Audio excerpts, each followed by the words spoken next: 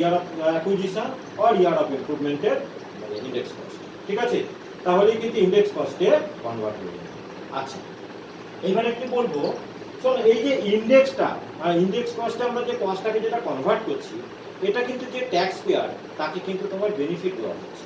কিভাবে ব্যাপারটা দেখো, মানে কারেন্ট প্রিভিয়াস ইয়ারের ইন্ডেক্স নাম্বার কিন্তু মানে অবভিয়াসলি বড় হবে, কারণ যত দিন যায় ইন্ডেক্স নাম্বার তো বেড়ে যায়। সেই আমরা কস্ট ইনফ্লেশন ইন্ডেক্স তো শিখিয়েছিলাম স্ট্যাটিস্টিক্স করানোর সময়, তাই না? এগুলো হলো সেই কস্ট ইনফ্লেশন ইন্ডেক্স। আচ্ছা, তো ইন্ডেক্স তো প্রত্যেক বছরই বাড়ে, তো ওপরে ইয়ার অফ সেলের ইন্ডেক্স নাম্বার মানে তো কারেন্ট প্রিভিয়াস ইয়ার, সেটা তো সবসময় বড় হবে, আর ইয়ার অফ অ্যাকুইজিশন ইন্ডেক্স নাম্বারটা তো ছোট হবে। তার মানে নর্মাল কস্ট অফ অ্যাকুইজিশন বা নর্মাল কস্ট অফ ইমপ্রুভমেন্টটা কিন্তু তোমার বেশি হয়ে গেল। কস্ট যত তুমি বেশি মাইনাস করছো, তোমার ক্যাপিটাল গেইন তত কম হচ্ছে। বুঝতে পারলে? তার মানে এটাকে বলা হয় বেনিফিট অফ মানে ইন্ডেক্সেশন বেনিফিট, মানে অ্যাসেসিভ ভিউ পয়েন্টে, ট্যাক্স পেয়ারের ভিউ পয়েন্টে এটা কিন্তু তোমার বেনিফিট হচ্ছে। বুঝলে? এইবারে কিছু কিছু অ্যাসেটের বেলায় কিন্তু ইন্ডেক্সেশন বেনিফিট তোমার হচ্ছে কি অ্যাপ্লিকেবল হয় না। ঠিক আছে, কিছু কিছু অ্যাসেটের বেলায় ইন্ডেক্সেশন বেনিফিট অ্যাসেসিকে দেওয়া হয় না। কি কি সেগুলো? না তোমার যখন মানে ইন্ডেক্সেশন বেনিফিট তোমার হচ্ছে কি যখন ডিবেঞ্চার সেল করব, ঠিক আছে, ডিবেঞ্চার সেল করলে কিন্তু তোমার এই ইন্ডেক্সেশন বেনিফিট কিন্তু মানে অ্যাপ্লিকেবল হয় না। ঠিক আছে, ইন্ডেক্সেশন বেনিফিট দেওয়া হয় না। বা তুমি যদি মানে যদি শেয়ার সেল করো, তখন কিন্তু তোমার ইন্ডেক্সেশন বেনিফিট কিন্তু দেওয়া হয় না।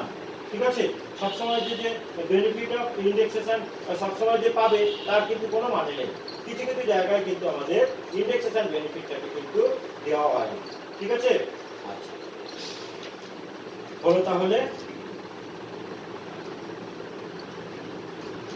আমাদের এই অবধি আমাদের হলো। তাহলে আমি কি কি শেখালাম, যে মানে ক্যাপিটাল গেইন ইনকাম কিভাবে অ্যানালাইজ করে, বেনিফিট অফ ইন্ডেক্সেশন কোন কোন অ্যাসেট অ্যাপ্লিকেবল না আমি বলে দেবো তোমার, যখন আমি মানে লং টার্ম ক্যাপিটাল গেইন করাবো তখন আমি নিশ্চয়ই বলবো। আচ্ছা, তাহলে কি কি আমরা শিখলাম, যে ক্যাপিটাল অ্যাসেট সেল করলে বুঝলাম যে তার থেকে যে ইনকামটা হয় সেটা ক্যাপিটাল গেইনসের আন্ডারে ট্যাক্স পে করতে হয়। কোন কোনগুলো ক্যাপিটাল অ্যাসেট নয় সেগুলো শিখেছি আমরা। যেগুলো ক্যাপিটাল অ্যাসেট নয় মানে ওগুলো সেল করলে কিন্তু আমাদের ক্যাপিটাল গেইনসের ট্যাক্স পে করতে হয় না। ঠিক আছে, তো ওগুলো ছাড়া বাদবাকি যেগুলো মানে বাদবাকি যে অ্যাসেটগুলো হবে সেগুলো কিন্তু সবই কিন্তু আমাদের মানে ক্যাপিটাল অ্যাসেট। তো কোন কোনগুলো ক্যাপিটাল অ্যাসেট নয় তার মধ্যে আমি বলে দিয়েছিলাম, যে স্টকিং ট্রেড, তোমার personal effect, rural agricultural land, আর কিছু বন্ডের ব্যাপারে বলেছিলাম। পার্সোনাল এফেক্ট বলেছিলাম যে মুভেবল প্রপার্টি, মুভেবল আইটেম আমরা পার্সোনাল ইউজের জন্য ইউজ করি। এর মধ্যে আমি কি কি বলেছিলাম, যে কার বলেছিলাম, ফার্নিচার বলেছিলাম। ঠিক আছে, কার, ফার্নিচার, এগুলো হলো পার্সোনাল অ্যাপারেল, এগুলো আমাদের পার্সোনাল এফেক্টের মধ্যে পড়ে।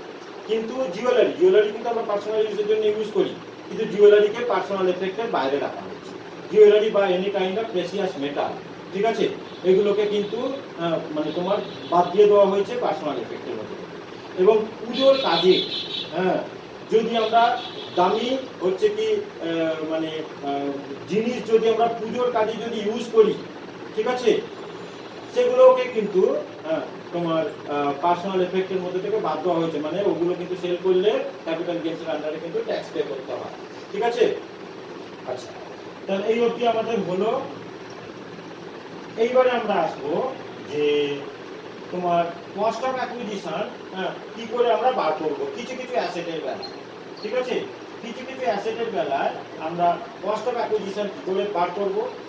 তারপরে আমরা আসবো যে কি করে আমরা মানে ক্যাপিটাল গেইন তো বার করবোই, তার সাথে সাথে ক্যাপিটাল গেইনসের ট্যাক্স কিভাবে আমরা ক্যালকুলেট করবো।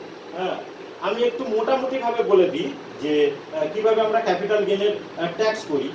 তোমার normal short term capital gain যেটা, সেটা কিন্তু নর্মাল স্ল্যাবে ট্যাক্স হয়, আমাদের যে স্ল্যাব রেট দিয়ে দেওয়া আছে। Normal short term capital gains আমাদের নর্মাল রেটে কিন্তু ট্যাক্স হয়। আর যদি কোনো রেকগনাইজ স্টক এক্সচেঞ্জের শেয়ার সেল করে যদি ইনকাম হয়, ঠিক আছে, তাহলে মানে সেগুলোকে কিন্তু সিকিউরিটি ট্রানজাকশন ট্যাক্স দিতে হয়। কোনো রেকগনাইজ স্টক এক্সচেঞ্জের শেয়ার বা সিকিউরিটি সেল করে যে ইনকাম হয় সেগুলোকে সিকিউরিটি ট্রানজাকশন ট্যাক্সের মধ্যে এসটিটির আন্ডারে ট্যাক্স পে করতে হয়, স্পেশাল রেট অফ ট্যাক্স। ঠিক আছে, ওগুলো কিন্তু তোমার ওই স্ল্যাবে কিন্তু আসবে না। আর long term capital gain, normal long term capital gain তোমার 20% রেটে ট্যাক্স পে করতে হয়। ঠিক আছে, normal long term capital gain তোমার 20% রেটে ট্যাক্স পে করতে হয়। আর যদি কোনো রেকগনাইজ স্টক এক্সচেঞ্জে শেয়ার সেল করে যদি তোমার ক্যাপিটাল গেন অ্যারাইজ করে 1 লাখ টাকা অবধি তোমার এক্সেমশন দেওয়া হয়। 1 লাখ টাকার উপরে কিন্তু আবার তোমার মানে ট্যাক্স ধরা হয়। ঠিক আছে, 1 লাখ টাকার উপরে কিন্তু তোমার মানে ট্যাক্স পে করতে হয়। আর তোমার হচ্ছে কি কিছু কিছু জায়গায় লং টার্ম ক্যাপিটাল গেনকে কিন্তু 10% রেটেও কিন্তু ট্যাক্স পে করতে হয়। মানে তুমি যদি মানে ইন্ডেক্সেশন বেনিফিট তুমি যদি না নাও, লং টার্ম ক্যাপিটাল গেইন বার করার সময় যদি ইন্ডেক্সেশন বেনিফিট যদি না নাও, সেক্ষেত্রে কিন্তু লং টার্ম ক্যাপিটাল গেইনসের ট্যাক্সের রেটটাকে কম করে দেওয়া হয়, মানে 20%-এর জায়গায় 10% নেওয়া হয়। ঠিক আছে, আচ্ছা এবার একটুখানি লেখো, এবার একটু লিখতে লাগবে যে cost of acquisition of the previous owner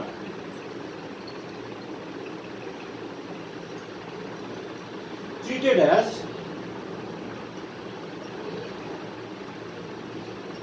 cost of acquisition of the current owner. Cost of acquisition of the current owner. দেখেছো? Cost of acquisition of the previous owner. Cost of acquisition of the previous owner treated as cost of acquisition of the current owner. ঠিক আছে, cost of acquisition of the current owner.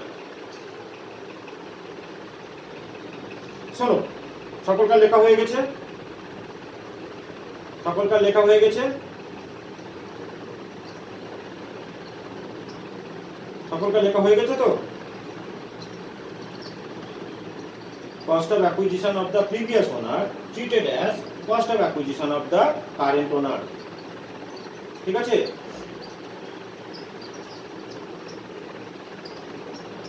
শোনো, এই যে cost of acquisition যখন আমরা মানে capital gain income from capital gain আমরা বার করছি, ঠিক আছে, কস্ট অফ অ্যাকুইজিশন যদি মাইনাস না করতে দেয় তাহলে তো আমাদের ক্যাপিটাল গেইন তো অনেক বেশি হয়ে যাবে, বেশি ট্যাক্স পে করতে হবে, তাই না? কস্ট অফ অ্যাকুইজিশন বা ইমপ্রুভমেন্ট কস্ট যখন আমরা মাইনাস করছি তার মানে তো আমাদের ক্যাপিটাল গেইনের ইনকামটা কম হচ্ছে, কম করে আমরা দেখাতে পারছি। কিন্তু কস্ট অফ অ্যাকুইজিশন যদি অ্যালাউ যদি না করতো বা কস্ট অফ ইমপ্রুভমেন্ট যদি অ্যালাউ যদি আমাদের না করতো, ওই ফুল ভ্যালু অফ কনসিডারেশন থেকে এক্সপেন্সেস এন্ড ট্রান্সফার যেটা মাইনাস করলাম পুরোটাই তো ক্যাপিটাল গেইনের আন্ডারে ট্যাক্স মানে ক্যাপিটাল গেইনের আন্ডারে ট্যাক্সেবল হয়ে যেত, ট্যাক্স অনেক বেশি হয়ে যেত। তাহলে কস্ট অফ অ্যাকুইজিশন গুলো ট্যাক্স পেয়ারের ভিউ পয়েন্টে কিন্তু বেনিফিট, যেরকম ইন্ডেক্সে যখন কনভার্ট করেছি তখনও কিন্তু সেটা বেনিফিট মানে বেনিফিট হয় তোমার হচ্ছে কি মানে অ্যাসেসির কাছে, ট্যাক্স পেয়ারের কাছে। ঠিক আছে, আচ্ছা তো মানে কিছু কিছু জায়গায় প্রিভিয়াস ওনারের কস্ট অফ অ্যাকুইজিশনটা কারেন্ট ওনারের কস্ট অফ অ্যাকুইজিশন হয়ে যাচ্ছে। এগুলো কোন কোন জায়গায় দেখো, তুমি একটা কোনো অ্যাসেট বিক্রি করছো যেটাকে তোমাকে হয়তো কিনতে হবে, ঠিক আছে, তুমি কোনো অ্যাসেট সেল করছো যেটাকে তোমাকে কিনতে হয়নি পয়সা দিয়ে, হিসেব মতন তো তোমার পুরো ইনকামটার উপরই সেল ভ্যালুটার উপরই তো তোমাকে ট্যাক্স পে করতে হবে। তার থেকে তুমি যদি মানে এক্সপেন্সেস ইনকার করো, ব্রোকারেজ বা কমিশন দাও, সেটুকু শুধু মাইনাস। ঠিক আছে, তার মানে কস্ট অফ অ্যাকুইজিশন তো তোমার কিছু নেই দিয়েলি, তোমার তো ক্যাপিটাল গেইনসের ট্যাক্স অনেক বেশি হয়ে যাবে। ওরা এইখানে কিন্তু তোমার হচ্ছে কি মানে কিছু কিছু মানে বেনিফিট আমাদেরকে দিয়েছে যে কোন কোন জায়গায় প্রিভিয়াস ওনারের কস্ট কারেন্ট ওনারের কস্ট হয়ে যাবে। নাম্বার ওয়ান লেখো যে আন্ডার এ গিফট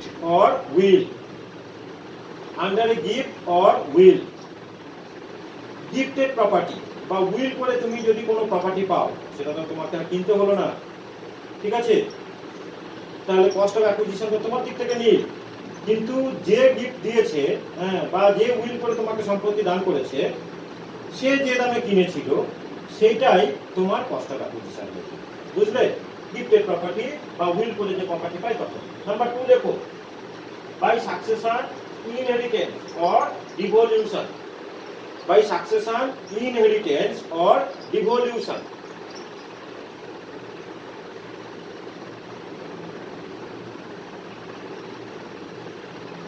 এগুলো কি জিনিস? মানে উত্তরাধিকার সূত্রে বা পরম্পরা সূত্রে যদি আমরা কোনো সম্পত্তি পাই, সেই সম্পত্তি বিক্রি করছি, সেগুলোকে তো আমাকে তার কিনতে হয়নি। তো প্রিভিয়াস ওনারের, হ্যাঁ, যে দামে প্রিভিয়াস ওনার, হ্যাঁ বল। আচ্ছা, বললাম যে বাই সাকসেশন, প্রথমটা লিখেছিলিস যে গিফট অর উইল, নাম্বার 2 লেখ by succession, comma the inheritance or devolution লিখেছিস? মানে উত্তরাধিকার সূত্রে, হ্যাঁ, প্রপার্টি পাওয়া, বা হচ্ছে কি, হ্যাঁ, তোমার হচ্ছে কি মানে পরম্পরা সূত্রে, হ্যাঁ, মানে সম্পত্তি পাওয়া। ঠিক আছে, পরম্পরা থাকে না, মানে এরপর এই সম্পত্তির অধিকারী ওই হয়, তাই না, এরকম পরম্পরা চলে আসে। তো সেই যে সম্পত্তি যখন তুমি সেল করছো, তখন ক্যাপিটাল গেইনসের আন্ডারে ট্যাক্স পে করতে হবে। তো তোমার তো কস্ট অফ অ্যাকুইজিশন নীল, ট্যাক্সটা তো বেশি পে করতে হবে। তো প্রিভিয়াস ওনার যে দামে কিনেছিল সেটাকে কারেন্ট ওনারের কস্ট বলে ধরে নেওয়া হয়। 3 নম্বর লেখো যে distribution of assets,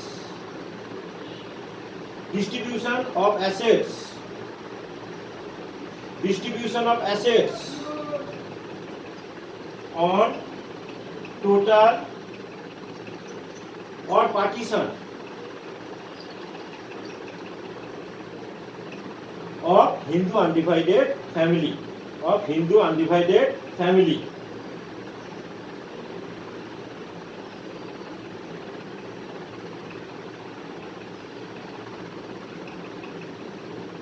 distribution of assets on partial or distribution of assets on the total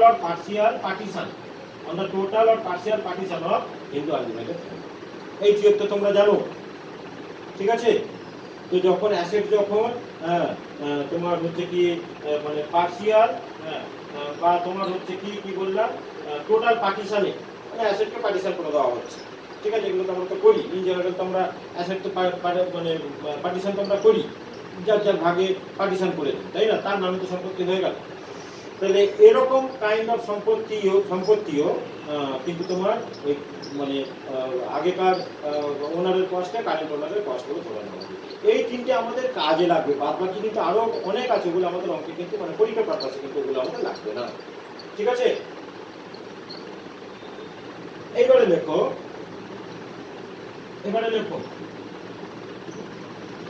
যে capital gain except from tax. কি কি ক্যাপিটাল গেইনের উপরে আমাদেরকে ট্যাক্স পে করতে হয় না?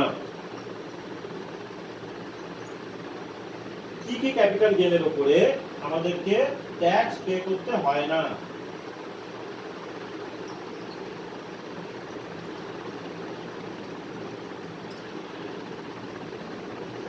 দেখো, number 1,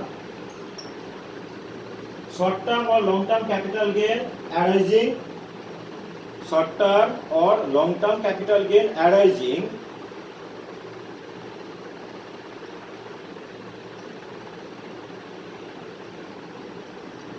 on transfer of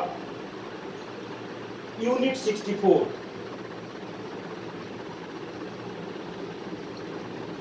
after 31st March 2002।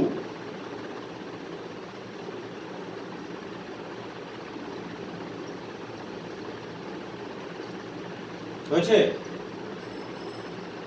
এটা তো তোমরা, হ্যাঁ বল, শুনতে পাচ্ছি, বল। বললাম যে শর্ট টার্ম আর long term capital gain arising on transfer of unit 64 after 31st March 2002 লিখেছিস?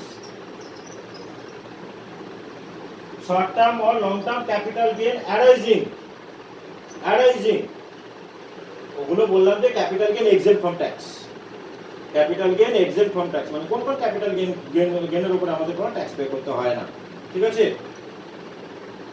তো short term or long term capital gain arising on transfer of unit 64 after 31st March 2000, এটা তোমরা সবাই জানো, আমি পড়িয়ে এসেছি যখন টোটাল ইনকাম বার করলাম, হ্যাঁ, 1035 এ তোমার হচ্ছে কি এক্সামশন পায়, ওই যে ইনকাম মানে ওই ইউনিট 64 বন্ড থেকে মানে যে ইনকামটা ইন্টারেস্ট অন ইউনিট ইন্টারেস্ট এর ইন্টারেস্ট তো তোমার এক্সাম্পট ইনকাম হয় 1034 এতে ইন্টারেস্ট অন ইউএস 64 বন্ড, তাই না? এটাও এরকম, মানে যেটা পুরোপুরি capital gain unit 64 after 30 unit 64, মানে এটা হলো ইউনিট ট্রাস্টের একটা খুব পপুলার মানে ইনভেস্টমেন্টের জায়গা, পপুলার খুব সিকিউরিটি, ঠিক আছে? Unit 64 bond. নাম্বার 2 লেখো,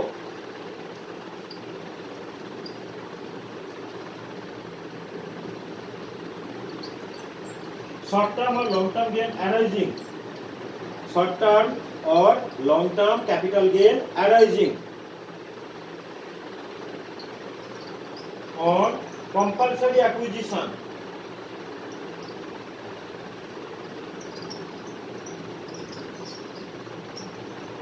of urban agricultural land, of urban agricultural land,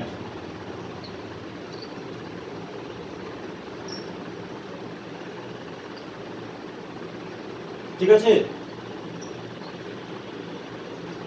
arising on compulsory acquisition of urban agricultural land,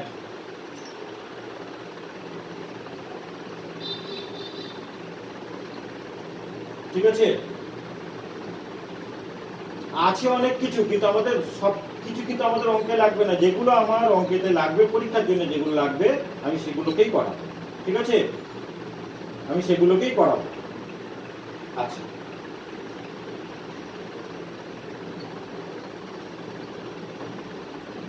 ঠিক আছে। 3 নম্বর লেখো, long term capital gain arising, long term capital gain arising, long term capital gain arising on transfer of, long term capital gain arising on transfer of eligible equity share,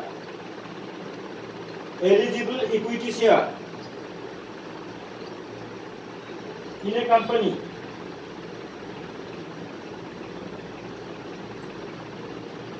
purchased after February 28, 2003,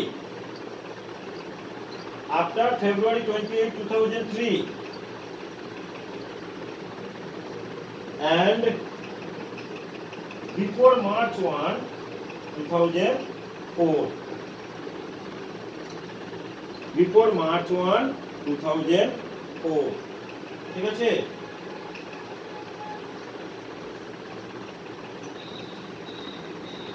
লিখেছো?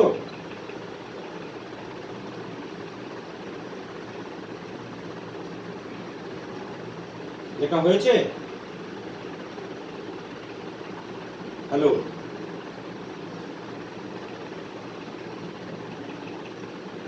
লেখা হয়েছে তো? ঠিক, very good. কি বললাম? ফেব্রুয়ারি 28, 2003 তারপরে কিনতে হবে, কিন্তু মার্চ 1, 2004 এর আগে কিনতে হবে, ঠিক আছে? তো সেখান থেকে ওই ইকুইটি শেয়ার কিনে যদি লং টার্ম ক্যাপিটাল গেইন হয়, সেটা কিন্তু আমাদের ট্যাক্স পে করতে হবে। তাহলে 3টে জিনিস বললাম। এবার লাস্ট, আজকের দিনে লাস্ট নোটটা দেবো, ছোট্ট করে লেখো, কোন কোন অ্যাসেটে ইন্ডেক্সেশন বেনিফিট মানে অ্যাপ্লিকেবল হয় না। লেখো, benefit of indexation not available in the following cases. এটার পরে আজকে আমি ছুটি দেবো, নেক্সট ডে থেকে আমি অঙ্ক শুরু করে দেবো।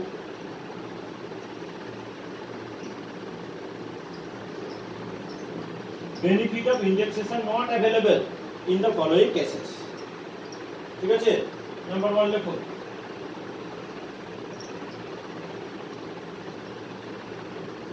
মানে এখানে ইন্ডেক্সেশন বেনিফিট পাবে না। Number 1, transfer by a non-resident, transfer of shares by a non-resident, একই কথা, transfer of shares by a non-resident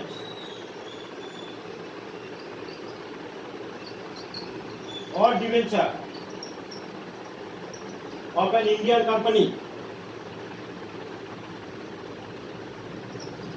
purchased in foreign currency, purchased in foreign currency, বুঝতে পারলে?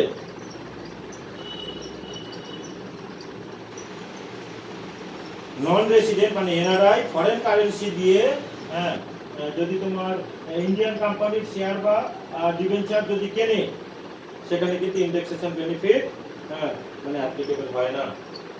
Number 2,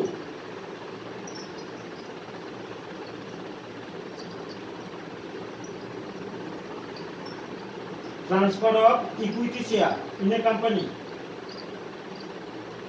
transfer of equity share in a company, এটা কিন্তু by any person, এটা কিন্তু non resident NRI না। Transfer of equity share in a company or a unit of an equity oriented fund,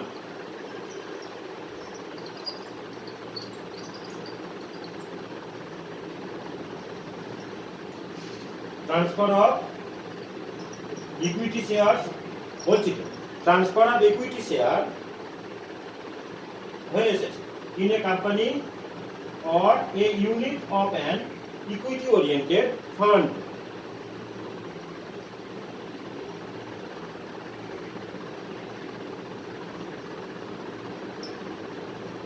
এটা assessment ইয়ার 1920 থেকে চালু হয়েছে, মানে আগের অ্যাসেসমেন্ট ইয়ার থেকে, আগের না তার আগের, আমরা তখন 21-22 অ্যাসেসমেন্ট ইয়ার করছি, 1920 অ্যাসেসমেন্ট ইয়ার থেকে চালু হয়েছে।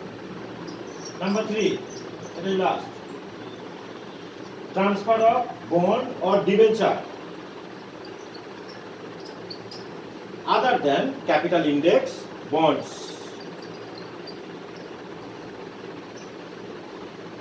transfer of bonds or debenture other than capital index bonds, বাস হয়ে গেছে।